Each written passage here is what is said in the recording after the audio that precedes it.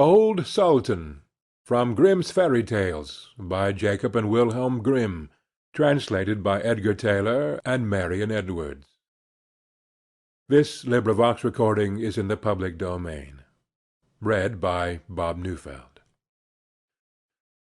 A shepherd had a faithful dog called Sultan, who was grown very old, and had lost all his teeth. And one day, when the shepherd and his wife were standing together before the house, the shepherd said, "I will shoot old Sultan to-morrow morning, for he is of no use now." But his wife said, "Pray let the poor faithful creature live. He has served us well a great many years, and we ought to give him a livelihood for the rest of his days." "But what can we do with him?" said the shepherd. "He has not a tooth in his head, and the thieves don't care for him at all. To be sure he has served us, but then he did it to earn his livelihood. To-morrow shall be his last day, depend upon it."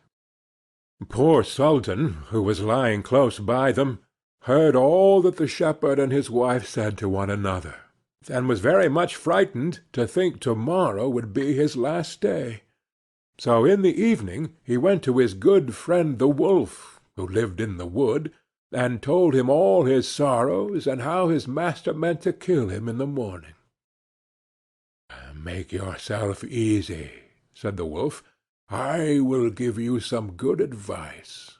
Your master, you know, goes out every morning very early with his wife into the field, and they take their little child with them, and lay it down behind the hedge in the shade while they are at work.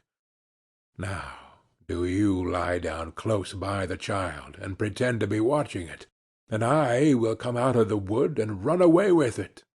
You must run after me as fast as you can, and I will let it drop. Then you may carry it back, and they will think you have saved their child, and will be so thankful to you that they will take care of you as long as you live." The dog liked this plan very well, and accordingly so it was managed. The wolf ran with the child a little way. The shepherd and his wife screamed out, but Sultan soon overtook him, and carried the poor little thing back to his master and mistress. Then the shepherd patted him on the head, and said, "Old Sultan has saved our child from the wolf, and therefore he shall live and be well taken care of, and have plenty to eat. Wife, go home and give him a good dinner, and let him have my old cushion to sleep on as long as he lives." So from this time forward Sultan had all that he could wish for. Soon afterwards the wolf came and wished him joy, and said, "Now, my good fellow, you must tell no tales, but turn your head the other way when I want to taste one of the old shepherd's fine fat sheep." "No," said the Sultan, "I will be true to my master." However, the wolf thought he was in joke, and came one night to get a dainty morsel. But Sultan had told his master what the wolf meant to do, so he laid wait for him behind the barn door, and when the wolf was busy looking out for a good fat sheep, he had a stout cudgel laid about his back that combed his locks for him finely. Then the wolf was very angry, and called Sultan an old rogue, and swore he would have his revenge. So the next morning the wolf sent the boar to challenge Sultan to come into the wood to fight the matter. Now Sultan had nobody he could ask to be his second but the shepherd's old three-legged cat. So he took her with him, and as the poor thing limped along with some trouble, she stuck up her tail straight in the air. The wolf and the wild boar were first on the ground, and when they espied their enemies coming, and saw the cat's long tail standing straight in the air, they thought she was carrying a sword for Sultan to fight with, and every time she limped they thought she was picking up a stone to throw at them.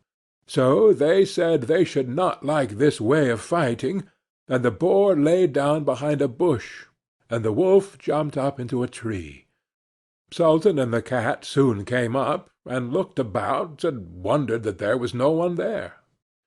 The boar, however, had not quite hidden himself, for his ears stuck out of the bush, and when he shook one of them a little, the cat, seeing something move, and thinking it was a mouse, sprang upon it, and bit and scratched it, so that the boar jumped up, and grunted, and ran away, roaring out, "Look up in the tree! There sits the one who is to blame."